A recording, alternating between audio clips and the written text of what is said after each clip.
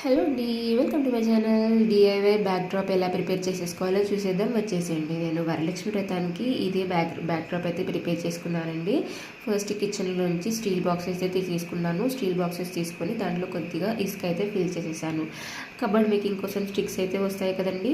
So అలాంటి sticks ఎక్స్ట్రాగా మిగిలిపోతే 2 స్టిక్స్ అయితే తెచ్చుకున్నాను. నేను తెచ్చుకొని బాక్సెస్ ఉంటాయి కదా, బాక్సెస్లో పెట్టేసి మొత్తం ఇసుకతో కవర్ చేసేసానండి. ఆ స్టిక్స్ని కవర్ చేసేసి అది కొద్దిగా స్టిఫ్నెస్ కావడానికి కొద్దిగా ప్రెస్ అయితే చేసేసుకున్నాను ఇసుకని.